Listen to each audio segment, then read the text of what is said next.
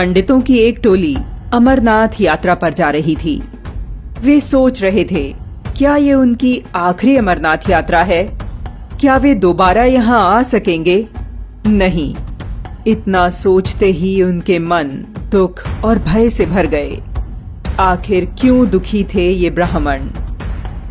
मुस्लिम शासक औरंगजेब ने कश्मीर के पंडितों को 6 महीने में हिंदू धर्म त्याग, इस्लाम अपनाने का आदेश दिया था।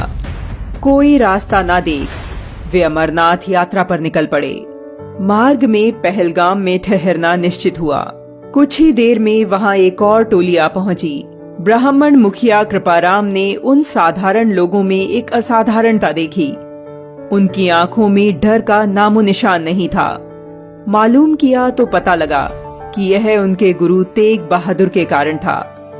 क्या वे इतने साहसी हैं? वे हमारी सहायता करेंगे? हमें एक बार उनसे मिलना चाहिए। इसी आशा में पहलगाम से 16 पंडितों की टोली गुरु तेग बहादुर से मिलने निकल पड़ी। 1 महीने में टोली आनंदपुर पहुंच गई।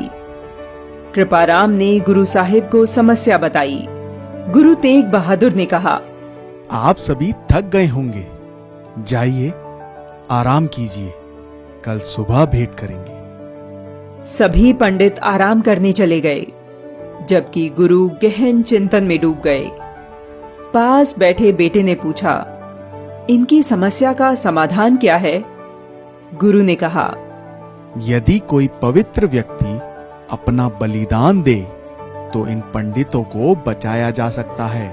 बेटा गोविंद तुरंत बोल उठा, आपसे पवित्र कौन हो सकता है? बेटे की बात सुनकर गुरु मुस्कुराए। उन्होंने कहा, तुम ठीक कह रहे हो बेटा, ऐसा ही होगा। दूसरे दिन उन्होंने कश्मीरी पंडितों को बुलाया और कहा, जाओ औरंगजेब से कह दो कि हम सभी इस्लाम अपना लेंगे यदि गुरु तेग बहादुर अपना लें। पंडितों ने ऐसा ही किया। औरंगजेब ने गुरु तेग बहादुर को बुलावा भेज दिया। गुरुजी दिल्ली दरबार पहुंचे। औरंगजेब ने जब उन्हें इस्लाम अपनाने को कहा तो मना करते हुए उन्होंने इस अन्याय के प्रति उसे जागरूक करते हुए कहा, जय प्रभु चहेता हिंदू ना जन्मे, तुरक जन्म ही वै निस्दिन में। अर्थात यदि परमेश्वर चाहता तो हिंदू जन्म ही नहीं लेते और तुर्की ही दिन रात पैदा होते। परंतु वह कहाँ मानने वाला था। उसने गुरु तेग बहादुर को कारावास में डलवा दिया।